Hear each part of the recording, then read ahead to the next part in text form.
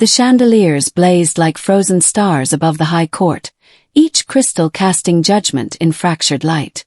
Liora's breath came too fast, too shallow, as the herald's voice boomed her name across the marble hall. Lord Athek stepped forward, obsidian armor gleaming, predatory smile widening, and she knew with bone-deep certainty, if she didn't collapse in the next 60 seconds, she would belong to a monster. Liora had exactly one chance to save herself. One ancient loophole buried in laws so old the council barely remembered them. Faint into another man's arms before the claiming seal was struck, and the bond would transfer. Simple. Except her legs had locked with terror, the room was spinning, and Lord Athek, twice widowed, cruel-eyed, armored in conquest, was reaching for her with ownership in his smile. If you're watching this video, give it a like, subscribe to the channel, and tell me in the comments where you're watching from. Now let's get to the story. Her mother's grip tightened around her wrist until numbness pricked through her skin. Stand straight. Male. Do not resist, Liora. Lady Meritha's whisper trembled with desperation and warning both. Lord Athek has claimed interest. If you refuse him, he'll destroy us. Everything. Everyone. Liora forced her chin higher, though her stomach twisted into knots. The gown they dressed her in, cream silk embroidered with gold thread, felt less like finery and more like funeral clothes. Beautiful wrapping for a doomed gift. The high court stretched endlessly in every direction. Marble pillars rose toward vaulted ceilings painted with scenes of ancient bond ceremonies. Couples chosen by fate, blessed by stars, united in sacred harmony. The paintings mocked her. There was nothing sacred about what was happening tonight. Nobles clustered along the edges of the hall like scavengers waiting for scraps. Their faces reflected candlelight and cruelty in equal measure. Some whispered behind gloved hands. Others watched with open hunger, waiting to see if she would break. At the center of it all stood the Council of Arbiters, 7 figures draped in ceremonial robes, their expressions carved from stone. They were supposed to ensure fairness in the claiming trials, to uphold the sacred laws that governed bonding. But Liora knew better. The council watched Lord Athek with deference bordering on fear. He owned half the eastern territories. His armies crushed rebellions before they could form. His first wife had died of sudden illness. His second had fallen from a tower window. No one questioned Lord Athek. No one refused him. Until tonight. Liora of House Marith, the herald announced, his voice echoing off marble and gold. Step forward to receive your claim. Her legs moved without permission, carrying her toward the raised dais where Athek waited. His armor was polished to a mirror shine, etched with symbols of conquest, wolves devouring lesser creatures, crowns crushing beneath boots. A jagged scar cut across his jaw, deepening the cruel curve of his mouth. He was twice her age and 3 times her arrogance. Yet none dared oppose his bid. Liora, he said, her name a possession already. His voice scraped like iron on stone. By the authority vested in me by the Council of Arbiters, and witnessed by all assembled, I claim you as mine. Scattered applause rippled through the crowd. A few cheers rang out loud, eager bought. Her mother's nails dug deeper into her wrist. Accept him. Liora's throat closed. She stared at Athek's extended hand, scarred knuckles, a ring shaped like a striking serpent, and imagined that hand on her skin. His mark burning into her shoulder. His breath against her neck. His children growing inside her while she withered into another tragic wife. The thought strangled her. Just faint, she told herself. Delay the ceremony. But her body betrayed her. Terror locked her knees. Panic made her rigid when she needed to crumble. Then, through the haze of her own heartbeat thundering in her ears, she saw him. A man leaning against a pillar at the far edge of the hall, half hidden in shadow. He wore travel-stained leathers instead of noble silks. His cloak was patched and mud-splattered. Dark hair fell loosely around his jaw, uncombed, uncivilized. His boots left dirt marks on the polished marble. Stranger.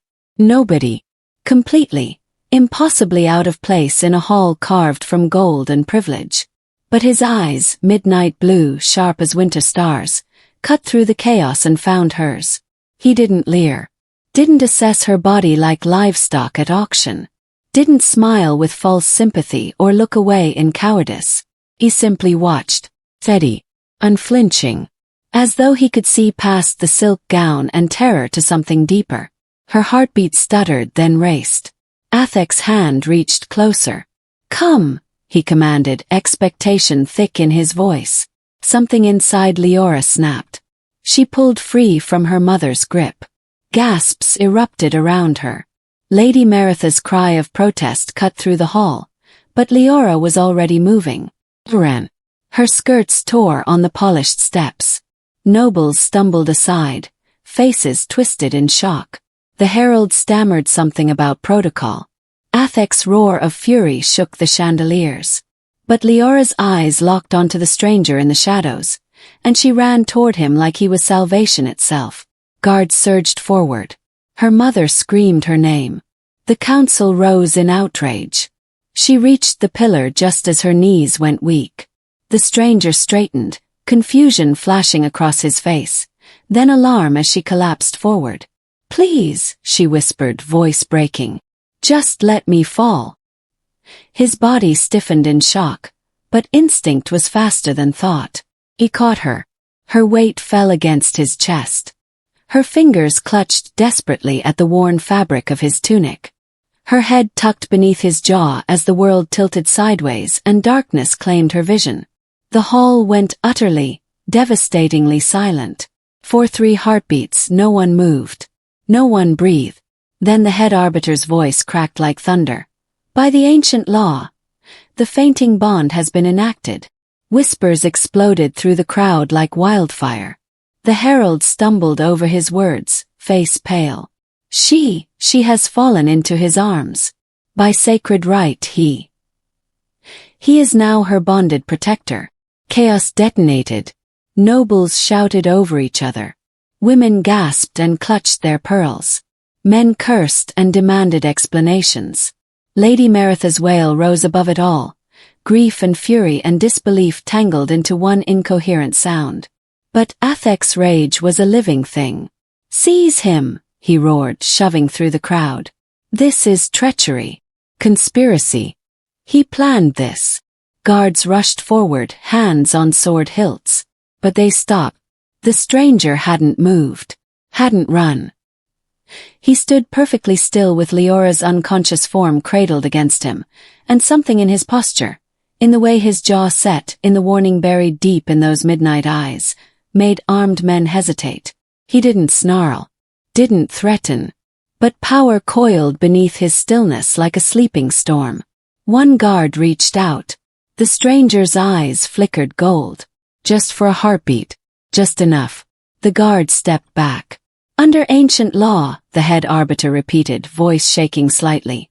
"The bond is sealed. None may break what the gods have witnessed." Athek's face went purple with fury, but even he couldn't override sacred law. Not in front of the entire court. Not without revealing himself as the tyrant everyone whispered he was. "This isn't over," he hissed, venom dripping from every word. The stranger said nothing. Only held Liora closer and met Athek's glare with unshakable calm. When Liora stirred awake minutes later, she was lying on a cushioned bench in a small side chamber. Torchlight flickered across stone walls. The sounds of the hall, shouting, arguing, chaos, were muffled behind thick doors. And sitting near her, bandaging a cut on his forearm that hadn't been there before, was the stranger. "You fainted," he said quietly, not looking up from the makeshift bandage. His voice was deeper than she expected. Rougher. "Into my arms. You bound yourself to me." Humiliation burned hot across her cheeks. "I didn't mean to bind myself to you," she blurted. "I only needed to stop Athek." The faintest flicker of amusement touched his mouth, there and gone in an instant. Effective. She sat up slowly, head still spinning. Who are you?" His hands stilled on the bandage. For a long moment he didn't answer. When his eyes finally met hers, they were darker than before, shadowed with things she couldn't name. "Someone who should not be here," he said at last. "That's not an answer. It's the only one you'll get tonight." Outside, voices rose in argument. Athek's fury, her mother's sobbing, the council demanding explanations. The stranger, her stranger now by law, stood and moved to the door, positioning himself between her and whatever threat might come through. Liora pulled her torn veil around her shoulders and stared at the broad line of his back, at the worn leather and patched cloak that marked him as nothing, no one unworthy. Yet he'd caught her when she fell. And for reasons she couldn't explain, that single act felt safer than a lifetime of Athek's claimed protection. "What happens now?" she whispered. The stranger didn't turn around. But his voice, low and certain, wrapped around her like an oath. "Now we survive what comes next." But to understand how a girl from a dying noble house ended up fainting into the arms of a stranger, and why that stranger carried secrets that would shake the very foundations of the realm, we need to go back. Back to where it all began. The bonded quarters were a punishment disguised as tradition. 3 rooms carved from cold stone in the oldest wing of the palace, far from the gilded halls where nobles entertained, far from the gardens where ladies took their morning tea, far enough that Liora's screams wouldn't carry if things went wrong. The message was clear. You chose this stranger, now live with the consequences. Liora stood in the doorway of the main chamber, taking inventory of her new prison. A narrow bed pushed against one wall, a single chair with a broken leg, a fireplace that hadn't been cleaned in years, ash still thick across the grate. One window, barred and facing the northern woods where nothing grew. Behind her the stranger, Riven. He'd finally offered when the guards shoved them inside. Set down the small bundle of her belongings with deliberate care. He moved like water, silent and fluid, each motion controlled to the point of unnatural. "You can take the bed," he said, voice flat. "I'll sleep on the floor." "That's not," she started. "It's not negotiable." He turned away, dismissing her, and began examining the room with the same predatory awareness he'd shown in the hall. His eyes tracked every corner, every shadow, every possible entrance. Calculating. Assessing. Liora wrapped her arms around herself. The torn veil from the ceremony still clung to her hair. She hadn't been given time to change, to wash, to breathe. One moment she'd woken in that side chamber. The next guards were escorting them here with orders to fulfill the bond requirements and remain under house supervision. She was trapped, with a man whose name she barely knew. "We should talk," she tried again. "We shouldn't." Riven crouched near the fireplace, running his fingers along the stone as though reading something in the cracks. "The walls have ears. Everything you say will be reported." "Reported to whom?" His jaw tightened. "Everyone who wants to know how quickly this falls apart." The words stung more than they should have. Liora moved to the window, staring out at the dark line of trees. Somewhere beyond those woods lay freedom. Home, perhaps, though House Mareth had never felt like home. Just another cage with nicer curtains. "I didn't mean to drag you into this," she said quietly. "Yes, you did." No accusation in his tone. Just fact. "You needed an escape. I was convenient. You could have let me fall. Hit the ground instead of catching me." For the first time, something shifted in his expression. Too quick to name, but almost like surprise. "No," he said slowly. "I couldn't." Before she could ask what he meant, footsteps echoed in the corridor outside. They both tensed. Riven rose smoothly, positioning himself between her and the door without seeming to think about it. The footsteps passed. Liora released a breath she hadn't known she was holding. "How long do we have to stay here?" "Until the council decides what to do with us." Riven returned to his examination of the room, testing the door hinges, checking the window bars. "Or until someone kills me." "That's not funny." "It wasn't meant to be." The rumors started before dawn. Liora heard them through the walls, servants whispering as they passed, guards muttering during shift changes.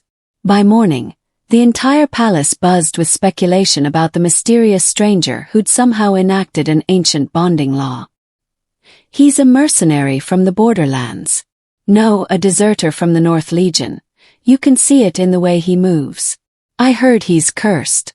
That's why he hides in the shadows. My cousin swears he saw the man's eyes glow gold during the ceremony. Impossible. He's just a vagrant who got lucky. Liora pressed her ear against the door, listening to two chambermaids debate whether Riven was dangerous or merely desperate. Careful! Riven's voice came from directly behind her. She jumped, spinning around. He stood less than a foot away. She hadn't heard him move, hadn't sensed him approach. How did someone that size move in complete silence? They're talking about you, she said, trying to cover her startled reaction. Let them talk. He moved past her to the small table where someone had left a tray of bread and watered wine. Prison rations, barely enough for one person, let alone two. He pushed the entire tray toward her. Eat. What about you? I'm fine. You haven't eaten since. I said I'm fine. The edge in his voice made it clear the discussion was over. Liora studied him in the morning light filtering through the barred window. The travel-stained leathers looked even more worn than they had last night. His hair needed cutting. A bruise darkened his jaw where one of the guards had struck him during the chaos. But beneath the rough exterior, something else caught her attention. The way he held himself, the controlled strength in every movement, the sense that he was constantly, carefully restraining something powerful. The nobles think you're nobody, she said slowly. But you don't move like nobody. His back stiffened. Eat your breakfast, Liora. The sound of her name in his voice, low, careful, almost gentle, sent an unexpected shiver through her. The council summons came at midday. 2 guards arrived to escort Liora to the chamber of arbitration. Riven moved to follow, but they blocked his path with crossed spears. The bonded stays here, the taller guard said. She goes nowhere without me. Riven's voice dropped to something dangerous. That's what bonded protector means. Council orders. I don't care about council orders. The guards' hands moved to their sword hilts. Liora saw the situation spiraling toward violence and stepped between them quickly. It's fine. I'll go alone. Riven's eyes, dark blue in the shadows, storm gray in the light, locked onto hers. Don't agree to anything they offer. I won't. Don't trust anything they promise. I understand. He held her gaze a moment longer, and she saw something flicker there. Worry, perhaps, or warning. Then he stepped back, letting the guards lead her away.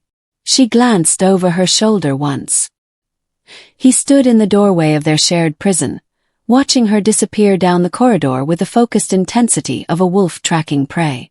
The chamber of arbitration smelled of old wood and older grudges. The 7 council members sat behind a curved table like judges at an execution. Their faces were carved from disapproval. At the far end of the room, partially hidden in shadow, Lord Athek lounged in a chair that wasn't his, watching Liora with the patience of a predator who knew his prey couldn't escape. Liora of House Mareth, the head arbiter began, his voice dripping with disdain. You have exploited an outdated loophole in our sacred bonding laws. I invoked my right. You invoked a desperate clause meant for emergency circumstances. He cut her off. The fainting bond was designed to protect women from immediate mortal danger, not to facilitate romantic whims. Heat flooded her cheeks. Lord Athek's claim was legitimate, Athek interrupted, rising from his chair. He crossed the room slowly, deliberately, until he stood directly before her, close enough that she could smell wine on his breath. Honored by tradition, approved by this council, until you threw yourself at a vagrant like a common. Careful, one of the female arbiters warned. She is still noble-born. Is she? Athek's smile cut like broken glass. Her house is drowning in debt. Her mother has no influence. Her father is 6 months dead and left nothing but shame. He leaned closer, voice dropping to a venomous whisper. You humiliated me in front of the entire court, girl. There will be consequences. Liora's hands clenched at her sides.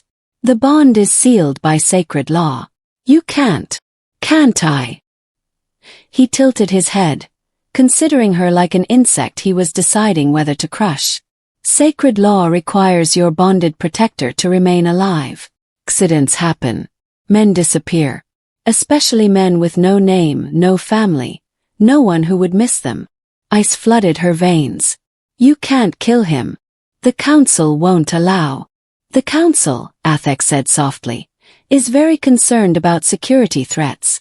Your mysterious stranger appeared from nowhere, triggered an ancient law, and now resides within palace walls.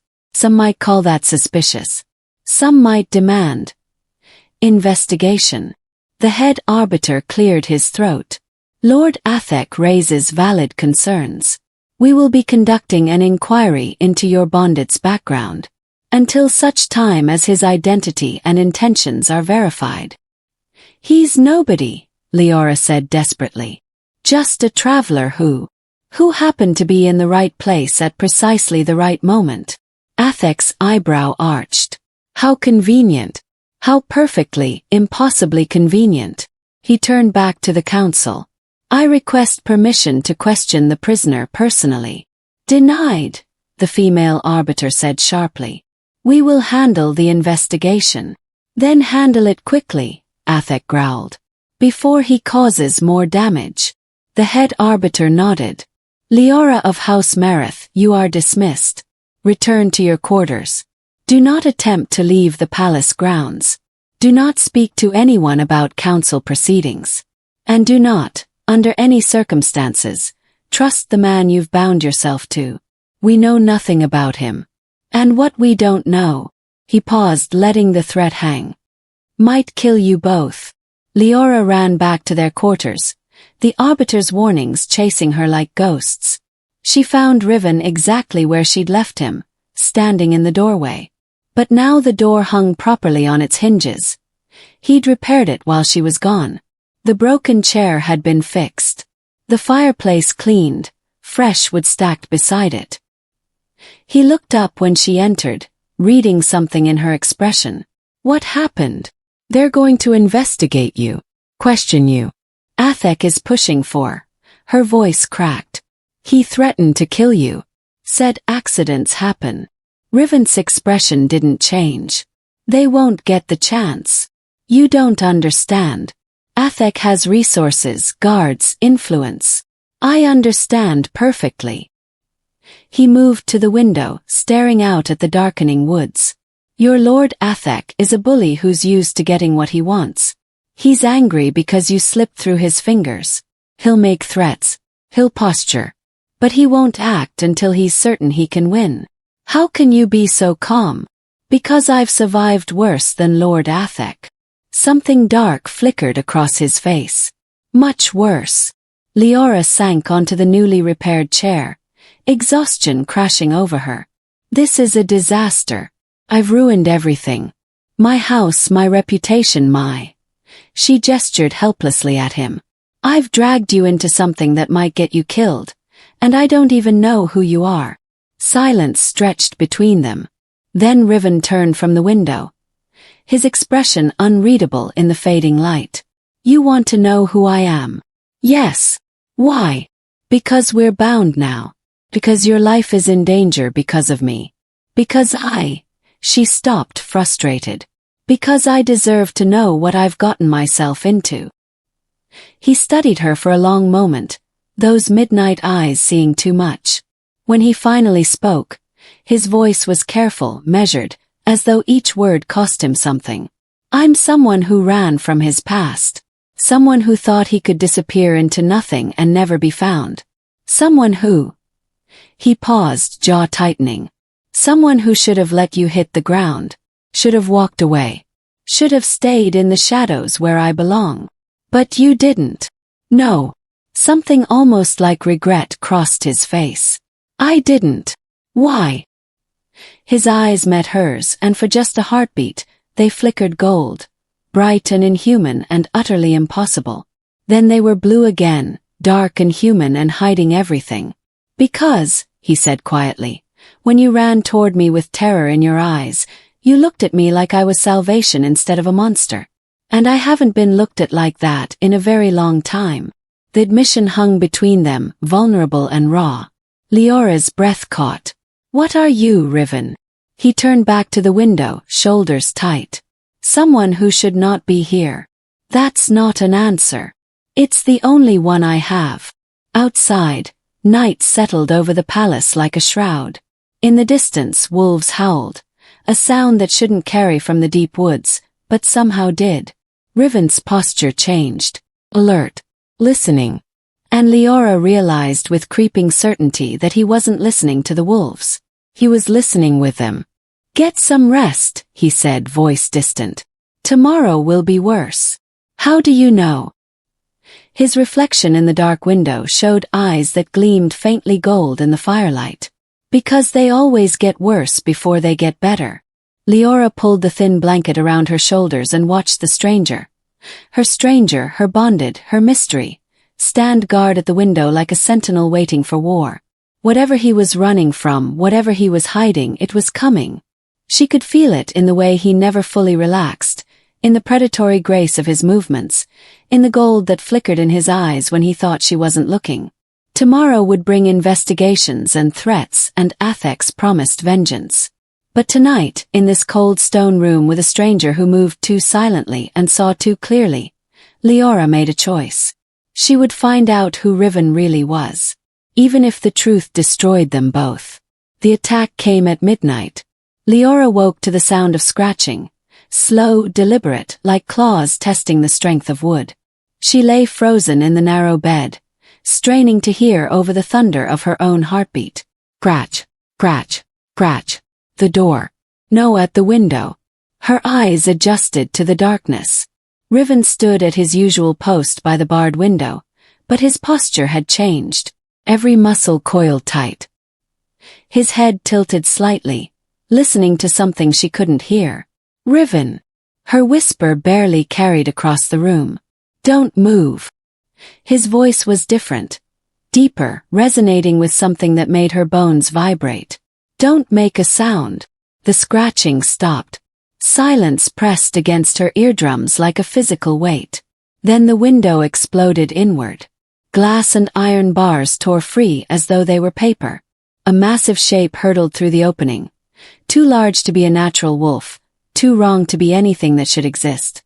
Its fur rippled like smoke, darker than the darkness itself.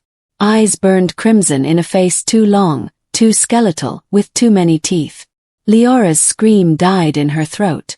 The creature's head swiveled toward her, red eyes locking onto prey. It crouched, muscles bunching. Riven hit it like a thunderstorm. One moment he stood across the room. The next he collided with a shadow wolf in mid-leap, driving it sideways into the stone wall hard enough to crack mortar. The impact echoed through the quarters like a cannon shot. The wolf snarled, twisting with impossible speed to rake claws across Riven's chest. He didn't flinch. Didn't slow. His hand closed around the creature's throat and lifted, the massive wolf rising off the ground as easily as a child's toy. Gold blazed in Riven's eyes. Not a flicker. Not a trick of firelight. Pure molten gold, bright enough to illuminate the entire room. The shadow wolf whimpered. Actually whimpered, like a beaten dog confronted by something far more dangerous. Riven's lips pulled back, revealing teeth that were just slightly too sharp. You made a mistake coming here. His voice wasn't human anymore. The creature thrashed, dissolving into smoke where Riven's fingers gripped its throat. But he didn't let go. His hand tightened and the smoke screamed, a sound that scraped against Leora's sanity. Then it shattered into nothing, dissipating like fog under sunlight. Riven spun toward the window as two more shadow wolves poured through the broken opening. What followed wasn't a fight. It was a massacre. Riven moved like water, like wind, like nothing Liora had ever seen. The first wolf lunged for his throat. He sidestepped at the last possible second, grabbed it by the scruff, and threw it bodily across the room. It hit the far wall with enough force to leave cracks in the stone. The second wolf circled, more cautious, red eyes gleaming with unnatural intelligence. It feinted left, then darted right, jaws snapping toward Riven's legs. He caught its muzzle in one hand. The wolf's momentum carried it forward, but Riven stood immovable as a mountain. For a heartbeat they stood locked. Supernatural predator versus something that made even monsters hesitate. Then Riven twisted. The crack echoed like breaking branches. The shadow wolf dissolved into screaming smoke, and Riven was already moving toward the third creature struggling to rise from where he'd thrown it. "No," he said quietly. "You don't get to run." His hand shot out, too fast to follow, and closed around something vital in the creature's chest. Light blazed between his fingers, gold and terrible and beautiful. The wolf tried to dissolve, to escape into shadow, but Riven's grip held it solid. "Tell your master," Riven's voice dropped to a growl that resonated in Leora's chest, "that I'm not hiding anymore." He released the creature. It fled through the window in a cascade of dissolving smoke, whimpering like a kicked dog. Silence crashed back into the room. Riven stood amid the wreckage. Broken glass, shattered bars, cracked stone, breathing steady and slow. His eyes still glowed gold, casting shadows that moved wrong across the walls. Dark blood stained his shirt where the first wolf's claws had connected, but he ignored it. Slowly, deliberately, he turned to face Liora. She pressed herself against the headboard, blanket clutched to her chest, unable to look away from those burning gold eyes. "Are you hurt?" His voice had returned to something almost human, but the edge remained, wild and dangerous and barely contained. She shook her head, unable to speak. Riven's eyes dimmed slowly, gold fading back to midnight blue like embers cooling to ash. The supernatural presence that had filled the room receded, but didn't disappear entirely. It lingered in the air around him, in the careful control of his movements, in the predatory grace that screamed not human. "I'm sorry you had to see that," he said quietly. Liora found her voice. "What are you? Someone who should not be here," he repeated his earlier answer. "That's not," her hands shook. "Those things, they weren't. They couldn't be real." A bitter smile touched his mouth. "They were very real. Shadow wolves. Sent to kill you and drag me back to." He stopped abruptly, jaw tightening. "Back where?" "Somewhere I'm never going again." He moved to the broken window, examining the damage with clinical detachment. "We can't stay here. This room is compromised." "Riven." Liora climbed from the bed on trembling legs. "Your eyes. They were. I know. And your strength. The way you moved. That wasn't human." He glanced over his shoulder, and even in the darkness she could see the weariness in his expression. "No, it wasn't." "Then what are you?" Silence stretched between them, broken only by the distant sound of guards shouting in the corridors. Someone had heard the commotion. Soon this room would be swarming with questions they couldn't answer. Riven pulled off his torn shirt, revealing the claw marks across his chest, 4 parallel gouges that should have been fatal. Even as Liora watched, the wounds began to close, slow but unmistakable, healing at a rate that defied nature. "I'm human enough," he said finally. "That's all you need to know." "Human enough to what?" Frustration sharpened her voice. "To fight shadow monsters. To have eyes that glow gold. To heal from wounds that should have killed you. To protect you." He met her gaze, and something in those blue eyes made her breath catch. "To keep you alive. That's all that matters right now."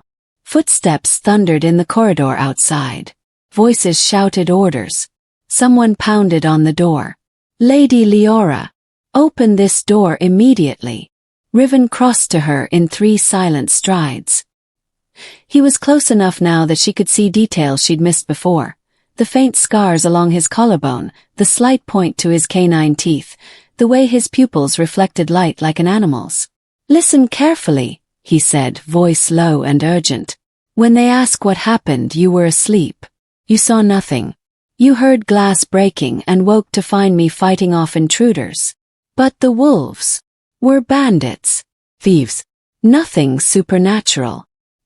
His hand closed gently around her wrist, warm, solid, unmistakably real despite everything impossible about him. Can you do that? Can you lie for me? The door shuddered under repeated impacts. Why should I? Liora whispered. I don't even know what you are. Because telling the truth will get us both killed. Gold flickered in his eyes again, brief like lightning behind clouds. And because somewhere deep down you already know the answer. You've heard the whispers in court. Her heart stopped. The whispers about a lost king. Yes. His grip on her wrist tightened fractionally. But I am not that person anymore. I am not him. I am just Riven. Someone trying to stay alive long enough to. The door exploded inward. Guards flooded the room, weapons drawn. They froze at the sight of the destruction. The shattered window, the cracked walls, the blood staining the floor. Captain Aldrich pushed through the crowd, hand on his sword hilt. His eyes swept the room, taking in every detail, before landing on Riven with undisguised suspicion. What happened here? Riven released Liora's wrist and stepped back, hands raised in a gesture of surrender. Intruders. They came through the window. I drove them off. Intruders. Aldrich's tone dripped disbelief. That tore iron bars from solid stone. Strong intruders. And you fought them off single-handedly. The captain's gaze dropped to Riven's bare chest, to the blood drying on skin that showed no wounds. Without a scratch. I was lucky. Luck. Aldrich circled Riven slowly, predator assessing prey. Or something else. My men heard sounds from this room that weren't human. Snarling. Screaming. Things that don't belong in the natural world. Your men were mistaken. Were they? Aldrich stopped directly in front of Riven, close enough to be threatening. Tell me, stranger. What kind of man fights off multiple attackers in the dark without breaking a sweat? What kind of man heals from mortal wounds before witnesses can arrive? Riven said nothing. What kind of man, Aldrich continued, voice dropping dangerously low, has eyes that glow like a beast's in the night? The room held its collective breath. Finally, Riven smiled, a cold, dangerous expression that made several guards step back. The kind of man you should be very careful about threatening, Captain. Aldrich's hand tightened on his sword. Is that a threat? It's a warning. Riven's voice carried absolute certainty. Touch Lady Liora, and you'll discover exactly what kind of man I am. For a heartbeat, violence hung in the air like a drawn blade. Then a new voice cut through the tension. How dramatic! Lord Athek stepped through the broken doorway, resplendent in a silk robe despite the late hour. He surveyed the destruction with theatrical concern. My dear Lady Liora, are you unharmed? I'm fine, she managed. How fortunate. Athek's gaze slid to Riven, cold and calculating. Though I must question whether your protector is the source of safety or danger. These attacks began only after he entered the palace. Coincidence, Riven said flatly. Perhaps. Or perhaps you brought darkness with you. Athek gestured to the shattered window. Shadow creatures attacking in the night. Supernatural strength. Inhuman abilities. He turned to address the guards. This man is clearly not what he claims. I propose we detain him for questioning. Thorough questioning. You can't. Liora started. I can and will. Athek's smile was poisonous. For the safety of the realm. For the protection of the court. And most especially, Lady Liora, for your own good. Whatever he is. He pointed at Riven like pronouncing judgment. He is dangerous. Captain Aldrich nodded slowly. Lord Athek may be right. The bonded must submit to investigation. No, Liora said, surprising herself with the firmness in her voice. The sacred law protects him. You cannot detain my bonded without cause. Without cause. Athek laughed. Look around you, girl. This room is destroyed. Guards heard inhuman sounds. Your protector stands uninjured from a battle that should have killed him. That is cause enough. Riven caught Leora's eye, giving the smallest shake of his head. Don't fight this. Not here. Not now. But she couldn't stop herself. He saved my life. Or he staged an attack to appear heroic. Athek stepped closer to her, voice dripping false concern. You are young, Eve. You don't understand the games being played here. This man, this creature, is using you. He's my bonded. He's a monster. Athek's mask slipped for just a moment, revealing the venom beneath. And when I prove it, the bond will be dissolved. The law is clear. Bonds formed under false pretenses are void. And you, my dear, will be returned to your rightful position. As your property, Liora said quietly. As my wife, he smiled. Which amounts to the same thing. Riven moved. Just a single step forward, but every guard in the room drew weapons. He stopped, hands still raised, but his eyes promised violence. Touch her and I'll rip your throat out. Athek's smile widened. There it is. The true nature revealed. Guards, seize him. Wait. Liora grabbed Riven's arm, feeling coiled muscle beneath her fingers. Please. Don't fight them. Not now. He looked down at her, conflict warring in his expression. Liora. Trust me, she whispered. Like I trusted you. Something shifted in his eyes. The wild edge receded slightly, replaced by reluctant acceptance. He lowered his hands. The guards swarmed him, clapping iron chains around his wrists. He could have broken them like dry twigs. Liora saw it in the casual strength of his posture, the carefully controlled restraint. But he let them bind him, let them drag him toward the door. At the threshold he stopped, turned back to look at her. They are coming for me, he said quietly, those blue eyes finding hers across the crowded room. More of them. Worse than what you saw tonight. Stay inside. Lock the door. Don't open it for anyone. Riven. Promise me. I promise. Athek laughed, the sound sharp and cruel. How touching. The beast concerned for his prey. Riven's gaze shifted to Athek, and for just a heartbeat, gold blazed in those midnight eyes, bright and terrible and absolutely inhuman. I am not the beast you should fear, Lord Athek, he said softly. I'm the one who hunts them. Then the guards hauled him away, chains rattling, leaving Liora alone in the destroyed room with Athek's poisonous smile and the lingering scent of smoke and blood. Captain Aldrich ordered 2 guards to remain posted outside her door. For your protection, Lady Liora. Protection, she repeated numbly. Or imprisonment. He didn't answer. Just gestured for his men to clear the room, leaving her alone in the wreckage. Liora sank onto the bed, trembling. Not from fear, though terror still thrummed through her veins, but from something else. The memory of Riven moving like a storm. His eyes blazing gold. The absolute certainty in his voice when he'd warned them away. The whispers she'd heard in court rushed back to her now, taking on new meaning. A lost Alpha King, betrayed and vanished years ago. Some believe he still lives. They say he could command wolves with a thought. That his eyes burned like captured sunlight. That he was strongest of his kind. Undefeated in battle until what? Leora's hands clenched in the blanket. Who had Riven been? What had he run from? And why did beings made of shadow and nightmare hunt him through the night? Outside her barred door, guards talked in low voices about dungeons and interrogations and how long it would take to break the stranger. But Liora remembered the way Riven had caught her mid-fall. The careful distance he maintained. The quiet repairs he'd made to their quarters. The absolute focus when he'd positioned himself between her and danger. Whatever else he was, monster, king, supernatural creature, he'd kept his promise. He'd protected her.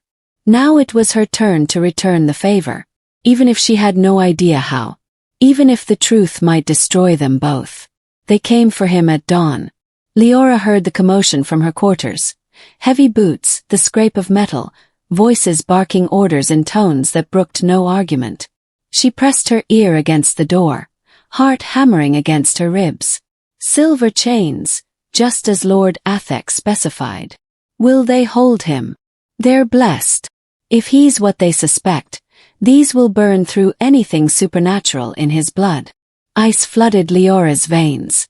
He pounded on the door. Let me out. I demand to see my bonded. The guards outside didn't respond. Might as well have been shouting at stone.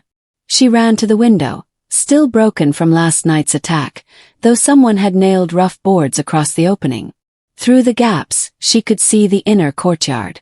A crowd gathered, nobles in their mourning silks drawn like vultures to carrion. Then they dragged Riven into view. 6 warriors surrounded him, all carrying weapons etched with silver runes. They wore the council's colors, gray and white, symbols of judgment and purity. Elite soldiers chosen for their skill and their absolute loyalty to the old laws. Riven walked between them with his head high, wrists already bound behind his back with ordinary iron. He looked exhausted, dark circles under his eyes, jaw tight with barely suppressed pain. The wounds from last night might be healing, but even supernatural resilience had limits. Captain Aldrich stepped forward carrying a length of chain that gleamed like liquid moonlight. Silver.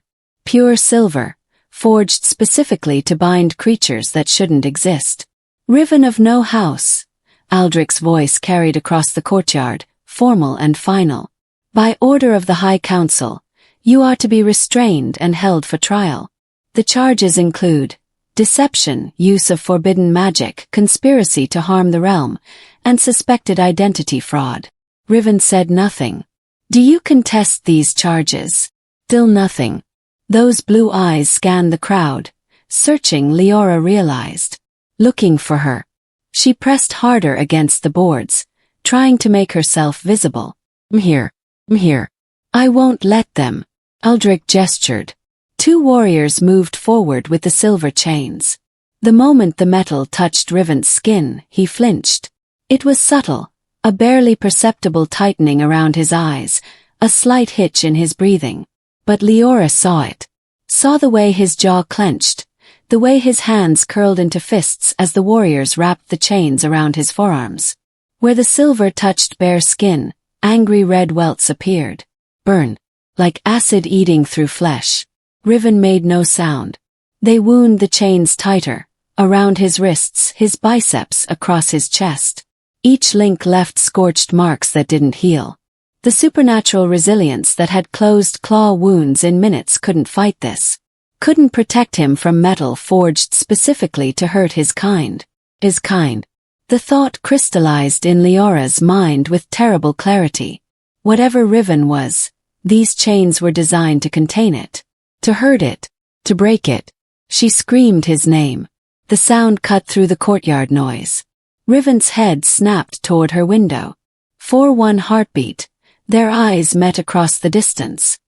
His expression shattered her. Not pain, though the silver clearly agonized him. Not fear, though 6 trained warriors surrounded him and he was bound too tightly to fight. Resignation. Like he'd always known this moment would come. Like he'd been waiting for it. Liora. Athek's voice came from directly behind her. She spun. He stood in her quarters, the door now open, guards flanking him. How long had he been there? How long had he been watching her watch Riven? Get out, she hissed. Such hostility. Athek crossed the room with languid confidence, examining the destroyed furniture with theatrical interest. And after I went to such trouble to arrange this special viewing for you. Most prisoners bonded aren't permitted to observe the arrest. You bastard! Careful! His voice hardened. I am a lord of this realm. You are a disgraced noble with no house, no fortune, and no future. He moved to the window, deliberately blocking her view. But I'm not without mercy. I wanted you to see this. To understand the consequences of your choices. The only consequence is that you're a coward who what? Followed the law. Athek's smile was poisonous. Who protected the realm from a dangerous supernatural creature masquerading as human? Who tried to save a foolish girl from her own desperate mistakes? Liora shoved past him, trying to see through the window gaps. In the courtyard, they were forcing Riven to his knees. The silver chains smoked where they touched his skin. "Stop this," she whispered. "Please." "I could." Athek's hand settled on her shoulder. Gentle, possessive, nauseating. "Say the word, Liora. Renounce the bond. Declare it was formed under duress and false pretenses. Marry me as you were always meant to do." His grip tightened. "And I'll ensure your monster gets a quick death instead of what the council has planned." She wrenched away from him.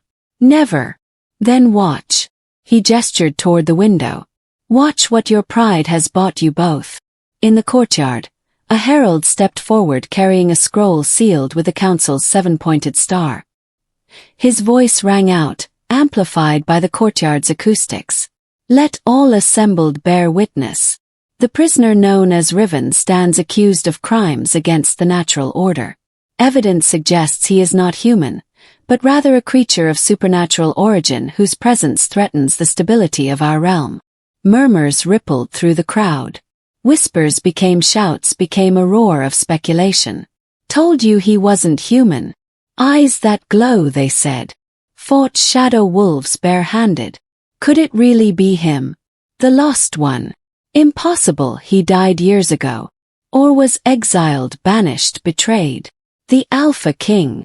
The herald raised his hand for silence. Furthermore, there are those who suspect the prisoner's true identity may be that of the vanished Alpha King Selim Silverborn, lost to our realm 10 years past following accusations of. "Enough." Riven's voice cut through the noise like a blade. The courtyard fell silent. He knelt in silver chains that burned his flesh, surrounded by warriors with weapons drawn, facing a crowd that wanted his blood. But when he spoke, command resonated in every word. "My identity doesn't matter. My past doesn't matter. I claimed the sacred bond to protect an innocent woman from a forced marriage. That is all you need to know." "Touching," Athek murmured behind Liora. "The monster playing hero." Aldrich circled Riven slowly. "You don't deny the supernatural accusations." Riven's jaw tightened. "Would it matter if I did? It might save your life. Confess what you are. Tell us why you came here. Reveal your purpose, and the council may show mercy." "Mercy?" Riven's laugh was bitter and broken. "Is that what you call silver chains and public humiliation? It's better than execution." Silence. Then Riven raised his head, and even from a distance Liora could see the gold flickering in his eyes. Defiant, dangerous, damning. "I am exactly what you fear," he said quietly. "And if you're smart, you'll let me leave peacefully." The crowd erupted. Nobles shouted demands for immediate execution. Others called for interrogation, for torture, for truth extracted by any means necessary. The chaos built and built until Athek's voice cut through it all. "I invoke the right of dissolution." The courtyard froze. Aldrich turned slowly. "My lord." "The right of dissolution," Athek repeated, stepping to the window where everyone could see him, where Liora stood trapped in his shadow. "The sacred bond was formed under false pretenses. The bonded protector is not human as required by law. Therefore the bond is void. Lady Liora is free." "No," Liora breathed. And as she is free, Athek's hand closed around her wrist like a shackle. She is once again subject to her prior contractual obligations. The marriage arrangement stands. Below, Riven surged to his feet. The silver chains erupted with light as he fought against them, supernatural strength straining metal forged to contain it. His eyes blazed gold, bright enough to cast shadows in full daylight. "Touch her and I'll." 6 warriors slammed into him. He went down hard, chains binding tighter, silver burning deeper. They pinned him to the stones, weapons pressed against his throat. "You'll what?" Thek called down. "You're bound. Powerless. Finished. You wanted to play hero. Congratulations. You've saved Lady Liora from a forced marriage only to deliver her right back to it. Liora tried to wrench free. Let me go. The council will begin trial proceedings immediately, Aldrich announced. The prisoner is remanded to the high cells until such time as. No trial, Athek interrupted. I invoke Noble's justice. The creature attacked members of the court, used forbidden magic within palace walls, and deceived us all regarding his nature. These crimes carry only one sentence. Horror crawled up Liora's spine. You can't. Execution, Athek finished. To be carried out at sunset in the trial square. Public as the old laws demand. Let all who would deceive us learn the price. The crowd roared approval. Liora's world tilted. No, you can't do this. I already have, my dear. Athek pulled her away from the window. Now come. We must prepare you properly. You'll want to look your best for the execution. I won't go. I won't watch you murder. You absolutely will.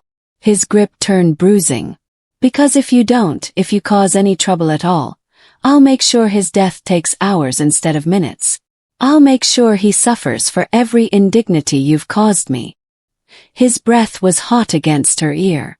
Your presence is required, Liora. Not optional. You wanted him. You chose him. Then watch him die knowing it was your fault.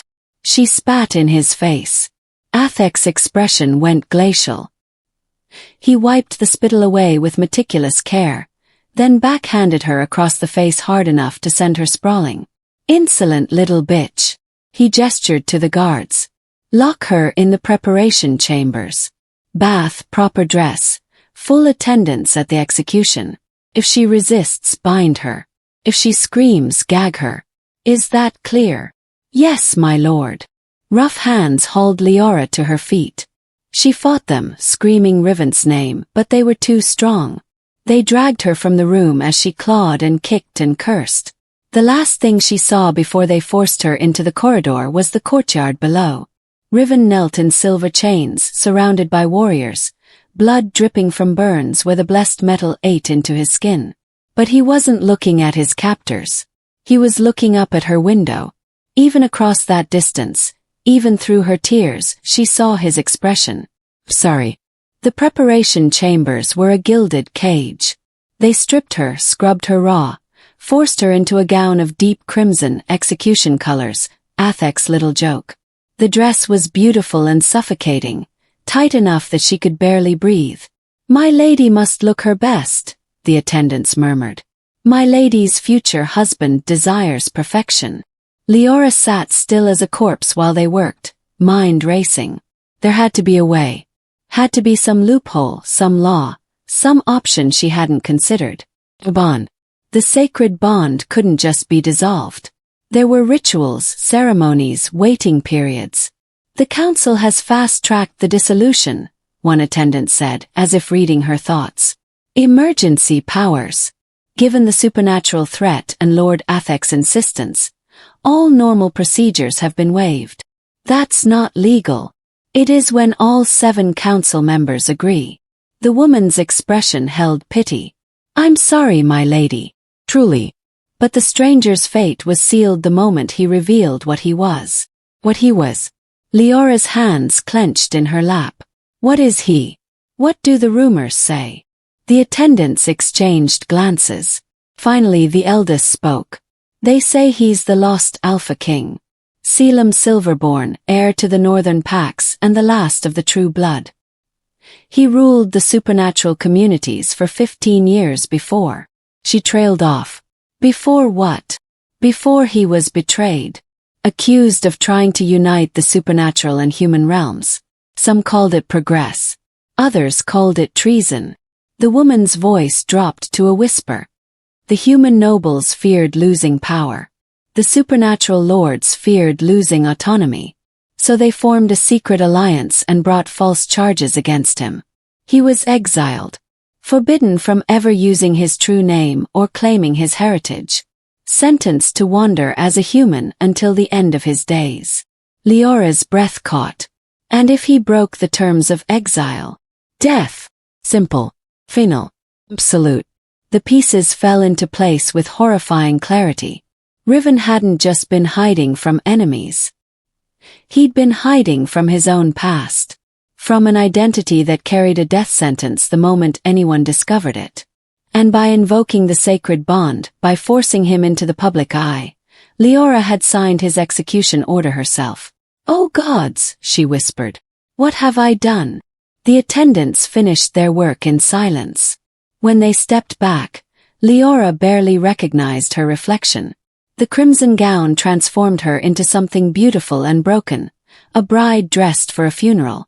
Athek's footsteps echoed in the corridor outside. He entered without knocking, surveying her with cold satisfaction. "Perfect. You look like a queen attending the death of a traitor. Which, in a sense, you are." He offered his arm. "Come. The trial square awaits." "I won't." "You will." His voice carried absolute certainty. "Because I heard something interesting from the interrogators. Your monster is refusing to speak, refusing to defend himself, refusing to fight. Do you know why?" Liora's throat closed. "Because he thinks cooperating will protect you. He thinks if he accepts death quietly, the council will leave you alone." "How noble." Thek leaned close. "But he's wrong. The moment he's dead, you're mine. Contract fulfilled, bond dissolved, future secured. So really you attending changes nothing. He dies regardless. The only question is whether you want your last sight of him to be peaceful." He paused. "Or screaming." Liora took his arm. Not because she'd surrendered, but because she needed to be there. Needed to find some way, any way, to stop this. The halls were silent as they walked to the trial square. Guards lined every corridor. Nobles whispered behind fans and jeweled hands. Everyone knew what was coming. Everyone wanted to watch. The trial square sat at the heart of the palace complex, a vast stone circle designed for public judgments. Thousands could witness proceedings from the surrounding galleries. Today every seat was filled. Platform dominated the center. Silver manacles hung from posts driven deep into stone. An executioner's block waited nearby, freshly scrubbed and gleaming. Athek led Liora to the nobles' gallery, positioning her where she would have perfect view of everything. "Prime seating," he murmured. "Aren't you fortunate?" The crowd fell silent as the herald appeared.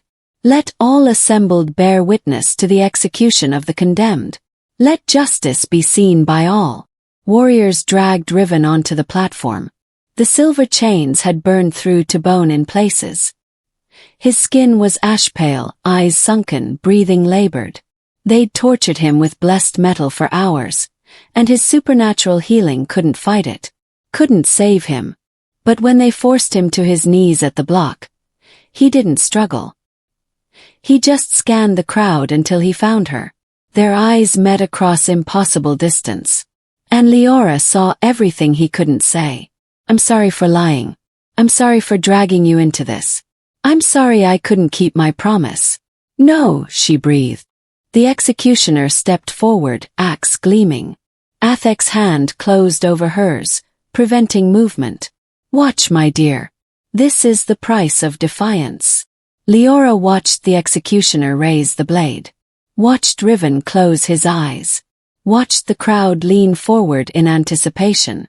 And something inside her shattered. She'd spent her whole life being controlled. Bang. Following rules that strangled her slowly. Accepting cages with prettier bars. No more. "Stop." Her voice cut through the square like a whip crack. Every head turned. The executioner paused, blade raised. Liora wrenched free of Athek's grip and ran. Down the gallery steps. Through the crowd. Nobles shouted, guards moved to intercept, but she was faster, desperation lending her wings. She threw herself onto the platform, skidding to her knees between Riven and the executioner. "Stop this. I invoke the right of final defense." Gasps rippled through the crowd. Even the herald looked shocked. Athek appeared at the platform's edge, face purple with rage. "You can't." "I can and I am." Leora's voice shook but held. The right of final defense states that a bonded may speak on their protector's behalf before execution. It is ancient law, older even than the bonding ceremonies themselves. The bond is dissolved, Aldrich said quietly. The dissolution hasn't been formally witnessed by the High Temple. Until a priest confirms it, the bond stands in the eyes of sacred law. She'd spent hours in the palace libraries as a child, reading every dusty tome about women's rights and protections. Finally, that knowledge mattered. I claim my right. Let me speak. The council members in the noble gallery conferred urgently. Finally, the head arbiter stood. The right of final defense is technically valid, though rarely invoked. His expression was troubled.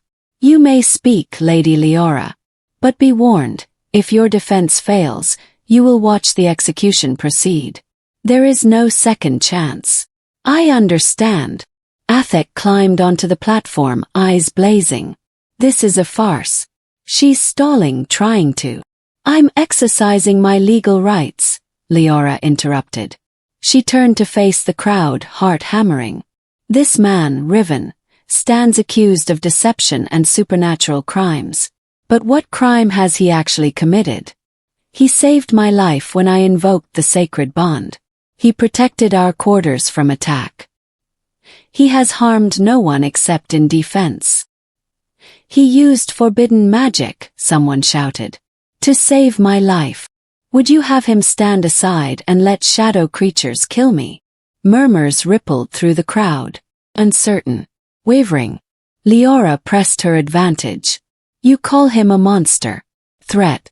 But the only threats I've seen came from Lord Athek, who tried to force me into marriage. Who threatened my house. Who promised violence if I didn't submit. She pointed at Athek. Who is the real monster here? The man who saved my life, or the Lord who wants him dead for daring to help me? Careful, girl, Athek growled. But Liora was beyond careful, beyond fear. And if he is the Alpha King Selim Silverborn, if the rumors are true, then his only crime was being betrayed by people who feared his power. People who probably stand in this very crowd, terrified their old treason will be exposed. Shock rippled through the assembly. Several council members paled. He was exiled on false charges, Liora continued, voice rising. Condemned to live as human, forbidden his own name, his own heritage. And when he finally tried to use his gifts to save someone, to help me, you want to execute him for breaking an unjust law that never should have existed. The herald stepped forward. My lady, these are dangerous accusations. They're the truth. She spun back to the crowd. And you all know it. You've whispered it in corridors for years. The lost king. The betrayed alpha. The exile who might return. Well, he's here. And instead of thanking him for protecting one of our own, you want to murder him to protect your guilty consciences. Silence crashed over the trial square. Then, from somewhere in the crowd, a single voice. She's right. Another. The old charges were never proven. More voices building. Why are we executing a man for defending someone? If he's truly the Alpha King, we owe him justice, not death. Athek grabbed Leora's arm, yanking her close. You've sealed your fate, little fool. Even if you save him, you'll never escape me. Never be free. I'll make sure. Riven moved. The silver chains shattered like glass. One moment he knelt bound and helpless. The next he stood free, chains falling in pieces around his feet. He'd been holding back, conserving strength, waiting. Gold blazed in his eyes, bright as captured suns. When he spoke, his voice resonated with power that made the stone beneath their feet vibrate. Enough! Warriors scrambled backward. The crowd gasped. Even Athek released Liora, stumbling away from the raw supernatural force radiating off Riven in waves. He looked like a king now. Despite the burns, the exhaustion, the hours of torture. He looked like exactly what he was. What he'd always been. I am Selim Silverborn, he said, voice carrying to every corner of the square. Alpha King of the Northern Pax. rightful heir to the throne you stole. And I have been patient long enough. His gaze swept the crowd, stopping on certain faces. Council members, nobles, people who suddenly looked very, very afraid. You betrayed me, he continued, voice soft and terrible. Exiled me for daring to dream of peace between our worlds. You condemned me to wander, forbidden my own name, sentenced to watch from the shadows while you squabbled over power. Gold flared brighter in his eyes. But I kept that bargain. I lived as human. I hurt no one. I stayed hidden. He turned to Liora, and his expression softened fractionally. Until someone needed help. Until a brave woman took a desperate chance and chose me as her protector. And I thought, perhaps this was my chance. To do one good thing before the end. To save someone who deserved better than the cage you'd built for her. Riven looked back at the crowd. At the council. So here's my decree. The exile is ended. By my own choice, by my own hand. I am done hiding. Done running. Done pretending to be less than I am to make you comfortable. His voice dropped to a growl. Come for me again and I won't kneel quietly. I won't cooperate. I'll remind you why you feared me in the first place. He held out his hand to Liora. She took it without hesitation. His fingers closed around hers. Warm, solid, real despite everything impossible about him. Together, they faced the stunned silence of the trial square. And Liora realized with crystalline clarity. This wasn't the end. It was the beginning. The trial square held its breath. Liora's hand trembled in Riven's. No Selim's grip. The revelation still rang in her ears. Impossible and undeniable. The broken chains glittered at their feet like fallen stars. Silver fragments that should have been unbreakable. The crowd's murmurs built like gathering thunder. The Alpha King thought he was dead. Exile was meant to be permanent. What does this mean for? Silence. Athek's roar cut through the chaos. He stood at the platform's edge, face contorted with fury and something else. Something that looked almost like fear. This changes nothing. He gestured wildly at the council members. The exile was lawful. The terms were clear. The moment he revealed his true nature, the moment he broke his vow to remain human, he forfeited any claim to mercy. His voice cracked like a whip. The sentence stands. Execute him. Now. The executioner shifted uncertainly, axe lowering. My lord, if he truly is the Alpha King. He was the Alpha King. Thek snarled. Now he's just a criminal who broke sacred law. Guard Captain Aldrich, I gave you an order. Aldrich stood frozen, torn between duty and doubt. His hand rested on his sword hilt, but he made no move to draw it. Around him, his warriors exchanged troubled glances. Liora felt Selim's hand tighten around hers, not possessive but anchoring, like she was the only solid thing in a world tilting sideways. Let her go, he said quietly. Too quietly. The kind of calm that preceded storms. This fight was never hers. The hell it isn't, Liora shot back. She positioned herself more firmly between him and the executioner. I invoked the bond. Chose you. That makes this exactly my fight. Liora. No. She rounded on him, still gripping his hand like a lifeline. You spent hours being tortured to protect me. You knelt there ready to die so I wouldn't be punished. Now it's my turn. Her voice cracked. Let me do this. Please. Something shifted in his expression. The gold in his eyes flickered, and for a heartbeat she saw past the power, past the supernatural force, to the man underneath. Exhausted. Wounded. Stunned that anyone would stand for him. Touching, Athek spat. He descended from the platform's edge, moving toward them with predatory grace. The condemned monster and his deluded savior. How romantic! He drew a long blade from his belt, silver etched with runes that pulsed with sickly light. But romance won't save either of you. Liora's breath caught. That wasn't just any weapon. The runes were old magic, the kind nobles kept locked in vaults for emergencies, designed specifically to kill things that shouldn't die. Lord Athek, the head arbiter called from the noble gallery. This is highly irregular. The right of final defense must be. The right is void when the defended is proven to be non-human. Athek's smile was venomous. And he just confessed to being the Alpha King. Case closed. He raised the blade. Step aside, Liora. Last chance. No. Then die with him. Athek lunged. Liora had no weapon, no training, no supernatural strength. But she had one thing Athek didn't expect. Absolute certainty that she was right. She threw herself forward, not away. Straight into the blade's path, arms spread wide to shield Selim completely. The crowd screamed. Selim moved like lightning. His free hand caught her waist, yanking her back against his chest. His other hand, still holding hers, swept up in an arc that shouldn't have been possible with burned, tortured muscles. The silver blade stopped inches from Leora's throat. Selim had caught it, bare-handed. The runes flared against his palm, burning through skin, eating toward bone. Blood dripped between his fingers. He didn't let go. You want to kill someone. His voice was barely human now, resonating with something ancient and furious. Start with me. Not her. Never her. Athek tried to wrench the blade free. Couldn't.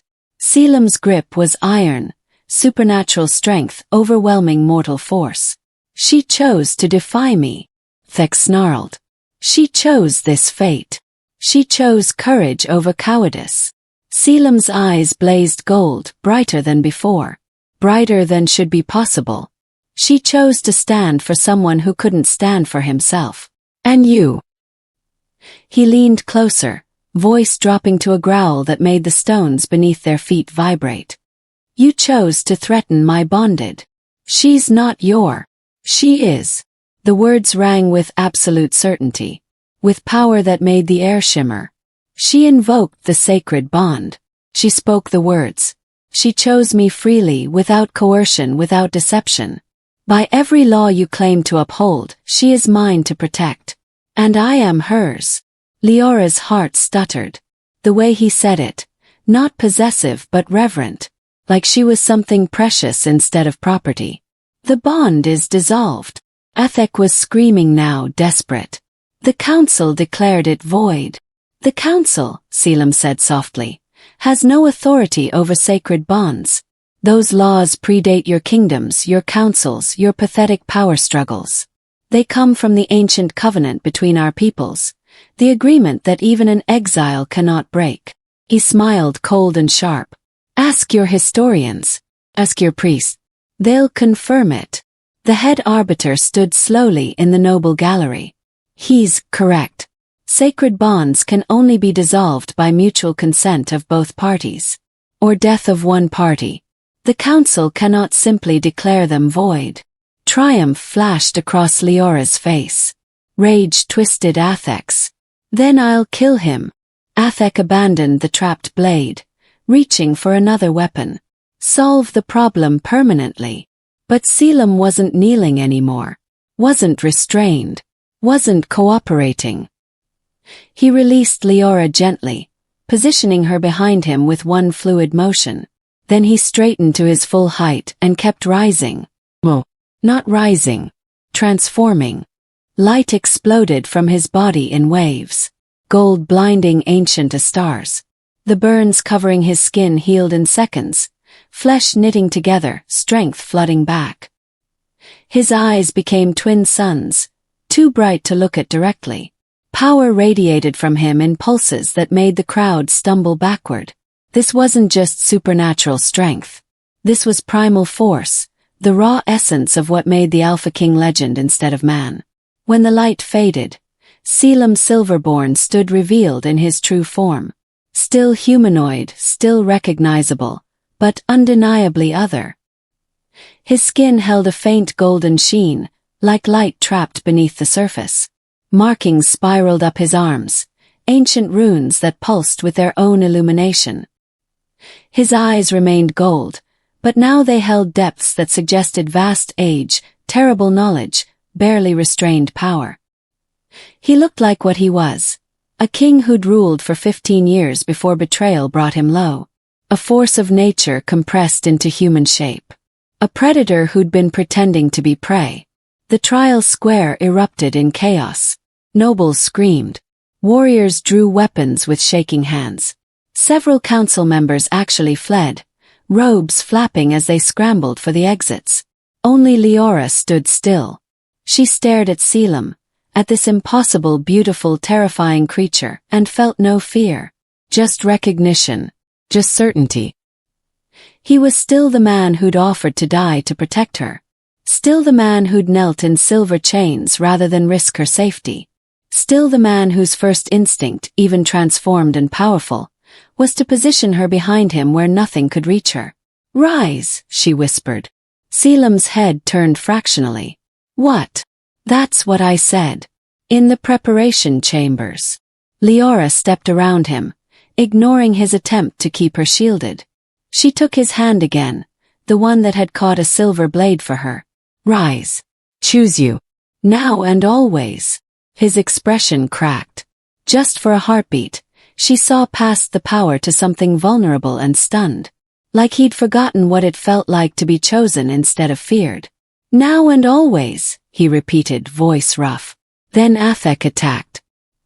He'd drawn a second blade, twin to the first, both hands now armed with silver death. He came in fast and brutal, no finesse, just rage-driven desperation. "You think power makes you untouchable?" Thek screamed. "You're still bound by the exile. Still forbidden from using your full strength. The laws still."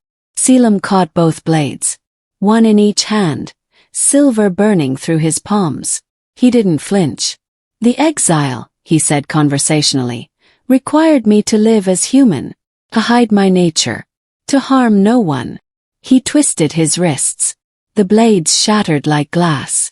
"I've lived human for 10 years. I've hidden faithfully. I've harmed no one who didn't attack first." His smile was all teeth. "But the exile also said that if I ever revealed my true identity, all bets were off."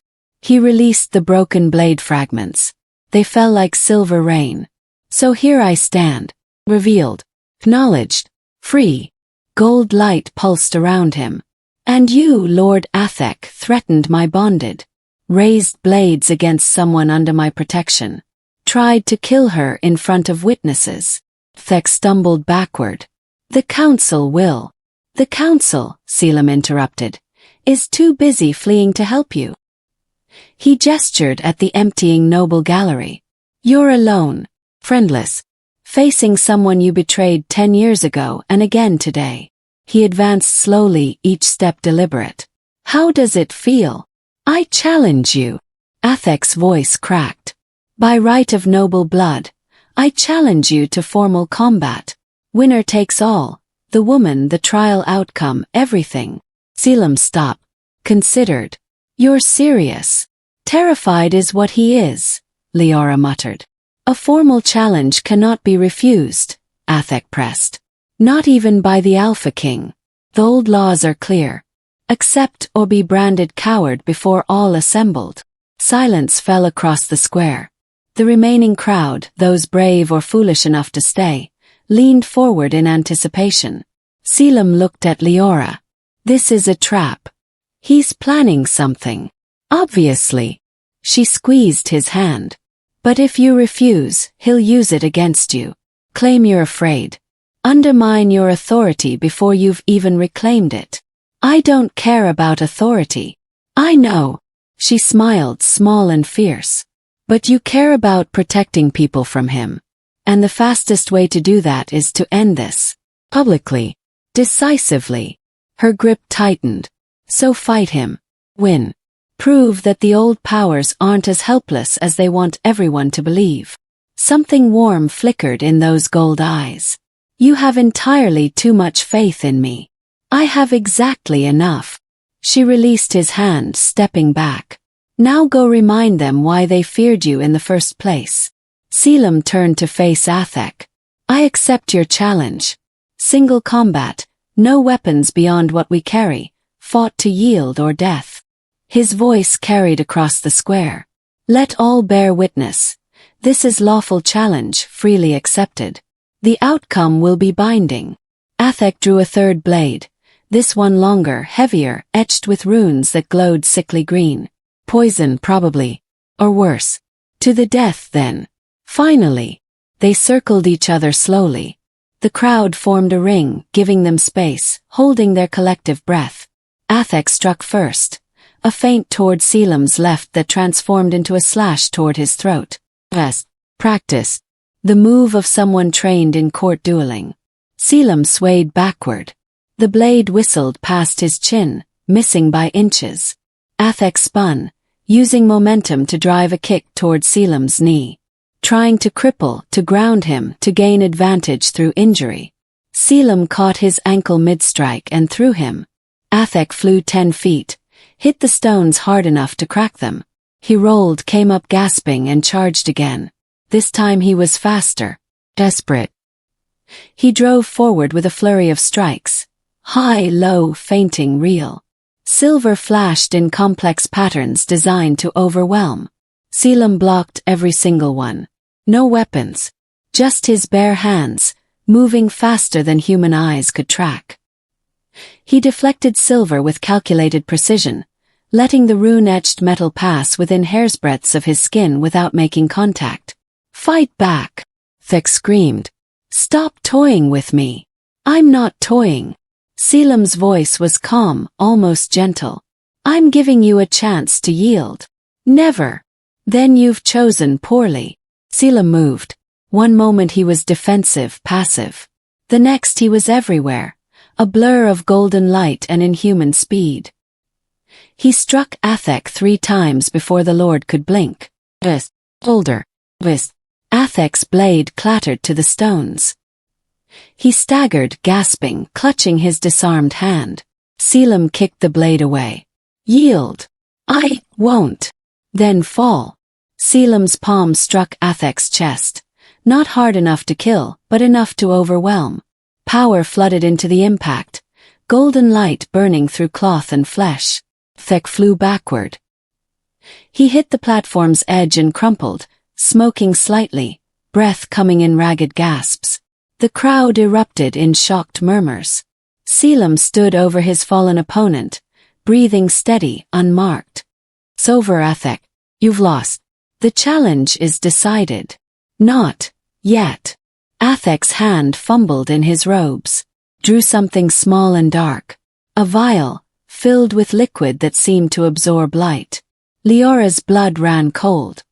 Selim, move. Athek threw the vial straight up. It arced high over the trial square, tumbling end over end. Then it reached its apex and shattered. Black smoke exploded outward. Not natural smoke, this moved wrong, flowed wrong, felt wrong. It spread across the sky like spilled ink, blotting out the sun. And from within that unnatural darkness came howling. The temperature plummeted. Frost spread across the stones. And then they came. Shadow beasts. Dozens of them, pouring from the smoke like nightmares given form. Larger than the ones that had attacked their quarters. More twisted. More wrong. Their eyes blazed crimson as they fell upon the trial square. The crowd scattered, screaming. Warriors rushed forward, weapons raised. But the beasts were too many, too fast, too hungry. Selim spun toward Liora. Get to safety. Not a chance. She grabbed a fallen warrior's sword. Silver, heavy, unfamiliar in her grip. We fight together or not at all. His expression was equal parts exasperation and admiration. Stubborn woman. Stubborn king. A beast lunged at them, all teeth and claws and malice. Selim met it head-on. Gold light erupted from his hands as he caught the creature mid-leap and tore it apart with raw strength. It dissolved into smoke, screaming. 2 more came from the left. Liora swung wildly, managing to clip one's shoulder. It shrieked, recoiling from the silver. Selim destroyed the other with a blast of golden fire that made Liora's hair stand on end. They stood back to back as chaos erupted around them. Warriors fought desperately. Nobles fled. And more beasts kept coming, drawn to the violence, the fear, the chaos Athek had unleashed. This was his plan, Selim growled. If he couldn't win the duel, he'd destroy everything. Make sure I couldn't reclaim anything worth having. Then we prove him wrong. Leora's hands shook, but her voice held firm. We save them. All of them. He glanced back at her, something like wonder crossing his face. You're insane. Probably. She smiled, fierce and bright. But I chose you. Now and always. Remember. Now and always, he echoed. Then he threw back his head and roared. The sound was impossibly loud, resonating with power that made the stones crack. Gold light exploded from his body in waves. Not burning but cleansing. Pure force that swept across the trial square like a breaking dawn. Shadow beasts shrieked as the light touched them. They dissolved, returning to smoke, fleeing back toward the darkness that had spawned them. Selim raised his hands, and the light intensified. Brighter, brighter, driving back the unnatural night Athek had summoned. And slowly, impossibly, the shadows retreated. The last beast vanished with a final howl. The black smoke dissipated. Sunlight returned to the trial square, warm and real and achingly normal. Silence crashed down. Selim stood in the center of it all, breathing hard, eyes still blazing gold. Power radiated from him in visible waves, slowly fading as he pulled it back under control.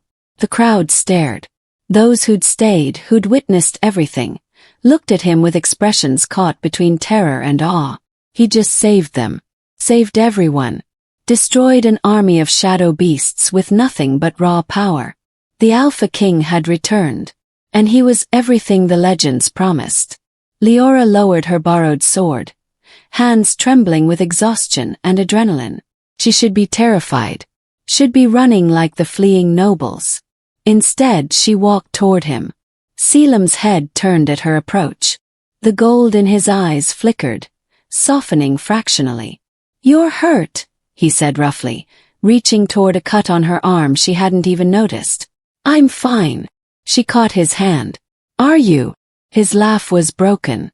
I just revealed myself to hundreds of witnesses. Broke my exile publicly. Probably started a war. He looked around at the destruction. But I'm alive. You're alive. Yes, I'm fine. Liora squeezed his hand. What happens now? Before he could answer, a slow clapping echoed across the square. They turned. Athek stood at the platform's edge, clapping mockingly despite obvious pain. Blood stained his robes. His face was ash-pale, but he smiled. Bravo, he rasped. The lost king returns. How dramatic. He coughed, spitting blood. But you've forgotten something important. Athek. Aldrich moved toward him. You need medical attention. I need nothing from any of you. Athek's eyes blazed with hatred. You think this is over. You think you've won. He looked at Selim. I've sent word to every kingdom, every noble house, every supernatural faction. They all know now. The Alpha King lives. The exile is broken. And they're coming. Ice flooded Liora's veins. They'll come to reclaim you as king, Athek continued, voice strengthening with vicious satisfaction. Or to finish what they started 10 years ago. Either way, war is inevitable. You've doomed this realm to chaos. His smile turned savage. Hope she was worth it. He gestured toward Liora with his last word. Then he collapsed, unconscious before he hit the stones. Warriors rushed forward, securing him. Healers appeared from the crowd, tending to wounded. But Selim just stood there, Liora's hand in his, staring at the spot where Athek had fallen. He's right, Selim said quietly. I've started something that can't be stopped. Old alliances will fracture. Old enemies will resurface. Everyone who wanted me dead before will want it again now. He looked at her, expression raw. You chose me. But I may have damned you in the process. Liora stepped closer. Close enough that she had to tilt her head back to meet his eyes. Then we'll face it together, she said firmly. Whatever comes. Whoever comes. Now and always. He stared at her for a long moment. Then, slowly, carefully, like he was afraid she'd shatter, he pulled her into his arms. She fit against his chest perfectly. Could hear his heartbeat, fast and strong and very, very human despite everything impossible about him. Now and always, he whispered into her hair. Around them, the trial square began to stir. Warriors secured the area. Healers tended wounded. Nobles emerged from hiding, whispering urgently. But in that moment, holding each other in the ruins of Athek's ambition, Liora and Selim found something neither had expected. Temporary, fragile, probably doomed, but real. And as the sun set over the palace, casting long shadows across the blood-stained stones, a new chapter began. The Alpha King had risen, and the world would never be the same. From the shadows at the square's edge, a figure watched. Cloaked, hooded, invisible to the celebrating crowd. They'd seen everything. The transformation. The battle. Uban. A slow smile curved beneath the hood. So the exile finally breaks, they murmured. How convenient. They melted back into darkness, already planning. The real war was just beginning. The sun rose slowly over the trial square, painting the blood-stained stones in shades of amber and gold.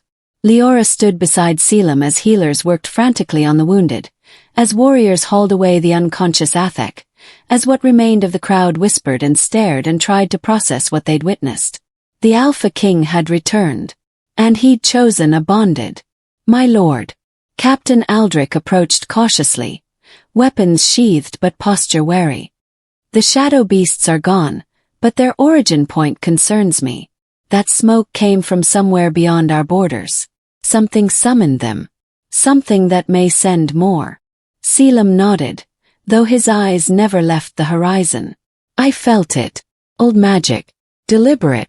Someone wanted chaos here today. Athek was a pawn.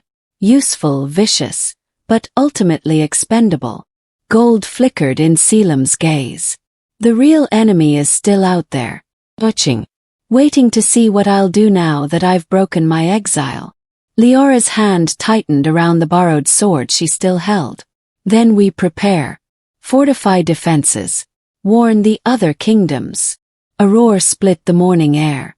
It came from the forest beyond the palace walls. Deep, resonant, inhuman. The kind of sound that made prey animals freeze and predators pay attention. Then came another. And another. A chorus of howls and bellows that made the ground tremble. Gods above, Aldrich breathed. What is that? But Selim had gone very still. His expression shifted through recognition, disbelief, and something that might have been hope. My people, he whispered. The forest erupted. They came in a flood. Wolves the size of horses, their fur ranging from midnight black to silver white, eyes glowing with supernatural intelligence. Behind them came others. Bear shifters massive enough to shake the earth with each step, catfolk moving with liquid grace, creatures Liora had no names for but recognized as other. The supernatural communities. The ones who'd vanished from human lands decades ago, retreating to wild places after the betrayal and exile. The ones who'd served Selim before his fall. And they were here. Answering a call he hadn't even made. The lead wolf, silver-furred and scarred, shifted as it reached the square's edge. The transformation was fluid, beautiful. One moment animal, the next a tall woman with gray-streaked hair and eyes that held centuries of experience. My king, she said, voice rough with emotion. She dropped to one knee. We felt it. The moment you broke the exile. The moment you revealed yourself. Her head lifted, fierce pride burning in her gaze. You didn't think we'd abandoned you, did you? Selim's breath caught. Kira, you shouldn't have come. If the council sees you. The council, Kira said flatly, can rot. We've hidden long enough. Our king has risen. We answer that call. Always. Behind her, the assembled supernatural beings knelt as one. Wolves, bears, felines, others, all bowing to the Alpha King who'd been lost to them for 10 years. Liora's throat tightened. This was what Athek and the council had feared. Not just Selim's power, but his people's loyalty. The strength of bonds that exile couldn't break. How many? Selim asked quietly. Every pack within 3 days' travel. Every clan that still remembers the old oaths. Kira stood, gesturing at the forest. Perhaps 300 fighters. More coming. Word spreads fast when the Alpha King returns. 300. Against a human kingdom with thousands of soldiers, it shouldn't matter. But these weren't ordinary fighters. These were supernatural beings with strength, speed, and abilities that made them worth 10 humans each. The balance of power had just shifted dramatically. My lord! A young page rushed up gasping. The council, they're barricading themselves in the great hall. They're calling for royal guards. They say the kingdom is under invasion. Invasion, Kira snorted. We're answering our king's call. A call I didn't make, Selim said sharply. His gaze swept over his kneeling people. I won't bring war to this realm. Not after everything. Too late. The voice came from the palace walls. Liora turned to see more figures emerging. Not warriors this time, but nobles. Minor lords and ladies who'd fled during the battle. And they weren't alone. Behind them marched soldiers. Hundreds of them, armed and armored, moving with the disciplined precision of the royal army's elite units.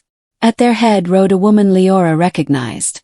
Grand Duchess Marian Crestfall, one of the council's most influential members and Athek's primary political ally. She surveyed the scene, the wounded being tended, the kneeling supernatural beings, Selim standing with Liora at his side. And her expression hardened. So the rumors are true. Marian's voice carried across the square. The exile has broken his vow, revealed himself, summoned his beast army to our doorstep. She raised one gloved hand. And brought war to our peaceful kingdom. I brought nothing, Selim said coldly. Your Lord Athek summoned shadow beasts. Your council ordered my execution for the crime of protecting someone. Your kingdom has been at war with itself for years. You just hid it better. Semantics. Marian gestured, and archers appeared on the palace walls. Arrows knocked, aimed at the assembled supernatural beings. You have one chance, exile. Renounce your claim. Send your creatures back to the wilds. Submit to lawful authority. Or be branded enemy of the realm and hunted accordingly. Kira growled, low and threatening. Behind her, the supernatural army tensed. Claws extended. Fangs bared. The air crackled with barely restrained violence. One word from Selim and this would become a bloodbath. Liora's mind raced. They were outnumbered, 300 against thousands. And while the supernatural fighters were individually stronger, the humans had fortifications, siege weapons, magical artillery that could level the field. This wasn't a battle they could win. Not without massive casualties on both sides. Stop! Liora's voice cut through the tension. She stepped forward, placing herself between Selim and the Grand Duchess. Between the supernatural army and the human soldiers. Lady Liora, Marian said coldly. Step aside. Your unfortunate bond with the exile doesn't protect you from treason. I'm not committing treason. Liora raised her voice so everyone could hear. I'm exercising my legal rights. The same rights you've denied me my entire life. Murmurs rippled through both crowds. I was born a noble, Liora continued, voice strengthening. My family served this kingdom for generations. And when I needed protection from a forced marriage, when I invoked the sacred bond, the oldest law we have, the council tried to kill the man who answered. She pointed at Marian. You call him a monster. An exile. Threat. But the only threats I've seen came from the nobles who claimed to protect me. You don't understand the danger. I understand perfectly. Liora's hands clenched. I understand that you betrayed your own Alpha King 10 years ago because you feared his vision of unity. You exiled him on false charges. You've spent a decade maintaining a system that benefits the powerful while crushing anyone who dares resist. Her voice cracked with fury. Well, I'm done being crushed. Done being property. Done accepting cages with prettier bars. She turned to face the entire square, humans and supernatural beings alike. The sacred bond still stands. By your own laws, Selim is my chosen protector. And I am his bonded. You want war? Then you'll have to go through both of us. She looked at Selim, at the surprise and something deeper flickering in his golden eyes. Because I stand with him. Not because I'm bound. Not because I'm forced. But because I choose to. Silence crashed over the trial square. Then Kira began to laugh. Oh, I like her. Can we keep her? She's not a pet, Selim said, but warmth threaded through his voice. He moved to stand beside Liora, close enough that their shoulders brushed. Though her point stands, the bond is legal, recognized, unbreakable by council decree. The bond was formed under false pretenses, Marian argued, but uncertainty crept into her tone. No. The head arbiter stepped forward from the crowd, old, stooped, but carrying authority that made even Marian pause. The sacred bond requires only 3 things: free invocation by the one seeking protection, free acceptance by the protector, and public acknowledgement. All 3 occurred. The bond stands. But he's not human. The bond law makes no species requirement. That interpretation is recent. Politically motivated. The arbiter's gaze was steady. I've studied the ancient texts. The sacred bond predates our current kingdom by centuries. It was designed to cross boundaries, human and other, noble and common, powerful and weak. Its entire purpose is to create connections where laws and politics fail. Marian's expression darkened. You're saying the council has no authority to dissolve it. I'm saying that if you try, you'll violate the oldest covenant between our peoples. The arbiter gestured at the assembled supernatural beings. The bond is why they trusted us once. Why they agreed to peace treaties. Why we haven't been at open war for generations. Destroy it now, and you destroy the last bridge between worlds. Tension hung thick as morning fog. Then, from the back of the supernatural crowd, a new voice spoke. The girl is brave. An enormous bear-shifter moved forward. Gray-furred, scarred, radiating age and authority. He shifted, becoming an old man with a white beard and eyes like chips of obsidian. Elder Thorn, Kira said respectfully. Thorn ignored her, focusing on Liora. You're not supernatural. Not trained. Not powerful. Just a human woman with more courage than sense. His grizzled face creased into something almost like approval. But you stood for our king when his own people abandoned him. Threw yourself into danger to protect him. Demanded your rights when it would have been easier to submit. He nodded slowly. That's the kind of ally worth having. He turned to Marian. Here's what will happen, Duchess. Our king has returned. Our people are answering his call. But we're not invading. We're witnessing. If you attack, we defend. If you honor the bond, we'll honor your laws. His smile showed too many teeth. Choose carefully. Marian looked torn. Behind her, soldiers shifted uneasily. On the walls, archers waited for orders that didn't come. Finally, she spoke through gritted teeth. What are your terms? Selim stepped forward, and when he spoke, command resonated in every word. The bond remains intact. Liora is under my protection, and I am under hers. Any attempt to harm her is an attack on me personally. Agreed, Marian said reluctantly. Second, Athek is tried for his crimes. Summoning shadow beasts. Attempted murder of a bonded pair. Conspiracy to undermine kingdom security. Selim's eyes blazed. And his testimony will reveal who else was involved in those crimes. Marian paled slightly. That will be complicated. Make it simple. His voice hardened. Or I'll assume the entire council was complicit. The council will cooperate. The words came from someone new, Lord Chancellor Brennan, emerging from the palace with several other high-ranking officials. He looked exhausted and afraid but determined. Lady Liora is correct. We've allowed corruption to fester for too long. If bringing it to light requires uncomfortable truths. He straightened his shoulders. Then so be it. Slowly, like ice cracking on a spring river, the tension began to ease. Archers lowered their bows. Soldiers relaxed fractionally. The supernatural beings remained alert but no longer poised to attack. Crisis averted. Now. Marion dismounted stiffly. This isn't over. The other kingdoms will hear about this. There will be consequences. There always are, Selim said quietly. But I'm done hiding. Done running. If they want war, they'll get it. If they want peace. He glanced at Liora. They'll have to accept that the world has changed. Marion studied them both. The returned Alpha King and the human woman who'd chosen him.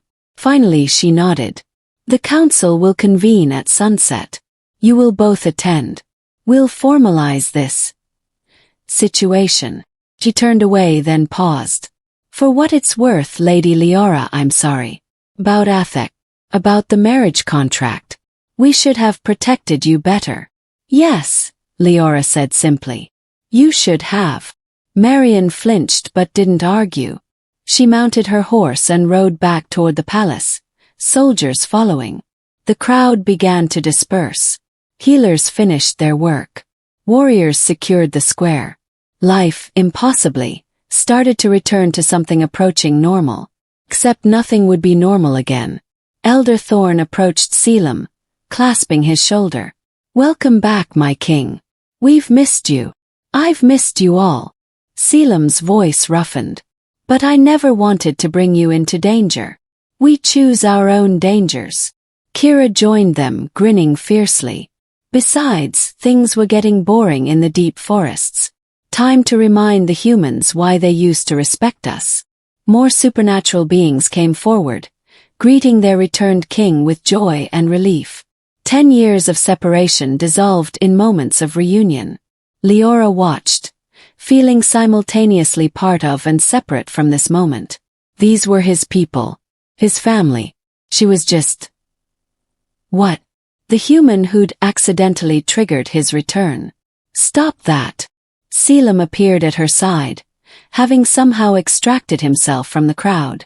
His hand found hers, warm and solid and real. Stop what? Thinking you don't belong here. He turned her to face him, gold eyes soft. You're the reason I'm standing here at all. The reason I'm not dead in that square. The reason I finally stopped hiding. His thumb brushed over her knuckles. You belong exactly where you choose to be. And if I choose to be here, with you, even knowing what it means. Liora searched his face. War, politics, danger from all sides. Then I'd say you're either very brave or very foolish. His smile was crooked, genuine. Probably both. Definitely both, she agreed. Then more seriously. Earlier in the trial square, you asked if I would stand in your arms because I chose you. Not because I was forced. I remember. I've been thinking about that. Liora stepped closer, until barely any space separated them. I fainted into your arms to escape Athek. That was desperation. Fear. Survival. His expression shuddered fractionally. I understand. But I stood with you in battle by choice, she continued. I threw myself between you and a silver blade by choice. I demanded my rights in front of the entire court by choice. She looked up at him, letting him see everything she felt. So yes, Selim Silverborn. Choose you. Not because you're powerful. Not because you're a king. But because you're the man who'd let himself be executed to keep me safe. His breath caught. Liora. Now and always, she whispered. Remember. Now and always, he echoed. Then he kissed her. It was gentle at first, tentative like he was afraid she'd pull away. But Liora pressed closer, arms winding around his neck, and the kiss deepened. became something fierce and claiming and absolutely mutual. Around them, the supernatural beings began to cheer. Kira Wolf whistled. Finally.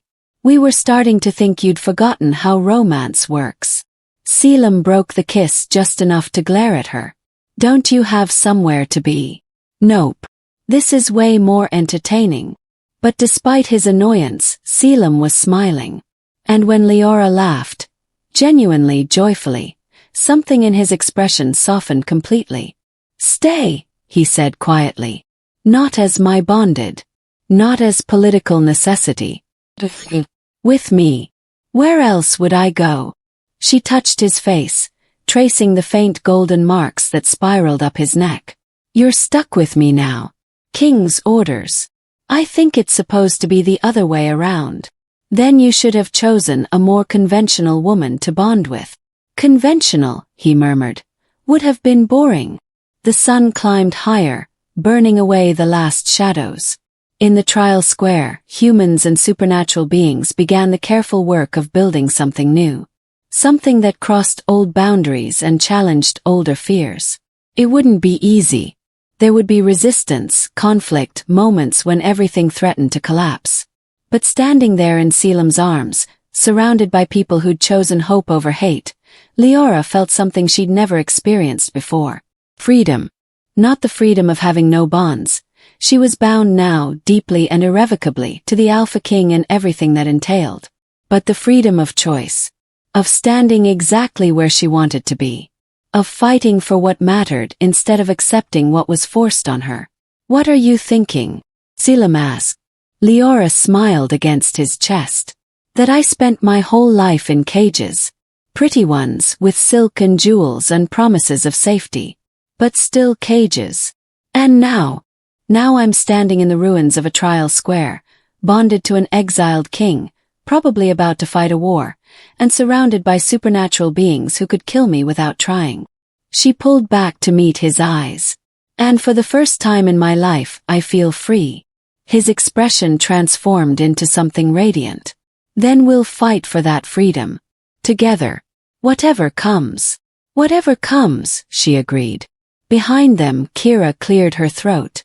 Hate to interrupt the romance, but the council meeting is in a few hours. We should probably prepare. Figure out demands, strategies, how to keep the more bloodthirsty nobles from starting riots. Kira's right, Elder Thorn rumbled. This peace is fragile. We need to solidify it before someone decides testing it is a good idea. Selim nodded reluctantly. Gather the pack leaders. We'll coordinate with Chancellor Brennan. Make sure everyone understands the terms. And Lady Liora? Kira asked, grinning. What's her role in all this? Liora straightened her shoulders. I'm going to that council meeting. I'm going to stand beside Selim and make sure they understand. The bond is real. The alliance is real. And anyone who tries to break either will answer to both of us. Fierce, Kira approved. I definitely like her. Everyone likes her, Selim said, exasperation and pride mixing in his tone. Which is going to make protecting her significantly harder. Then don't protect me, Liora countered. Partner with me. Fight beside me. Trust me to hold my own. He studied her for a long moment. Then slowly he nodded. Partners then. Equals. Equals, she agreed. They sealed it with another kiss. Shorter this time, but no less meaningful. Then, hand in hand, they walked toward the palace. Toward the council meeting that would reshape kingdoms. Toward the challenges and conflicts that waited in shadows. But they walked together. The Alpha King and his chosen bonded. The exile who'd become legend and the woman who'd set him free. And as the sun rose over the court, painting everything in shades of gold, Liora realized something profound. She'd spent her whole life seeking escape. Freedom from duty, from expectations, from cages disguised as protection. But true freedom wasn't about running away. It was about choosing what and who to run toward. And she'd chosen him. Now and always. In the shadows of the palace corridors, the cloaked figure watched them pass. watched the Alpha King and his bonded walk toward their future with naive confidence. The figure's smile widened. "Enjoy your victory," they whispered. "It won't last long." They pulled a small crystal from their robes, dark, pulsing with corrupt energy. Inside, shadows writhed like caged beasts. The first wave was just a test, a distraction. They tucked the crystal away carefully. The real assault is still coming. And in the deep forests beyond the kingdom, in places where light feared to reach, something ancient stirred. Something that had been waiting 10 years for the Alpha King to break his exile. Waiting for him to become vulnerable. Waiting to finish what was started. The war was just beginning. And this time, there would be no exile to save him.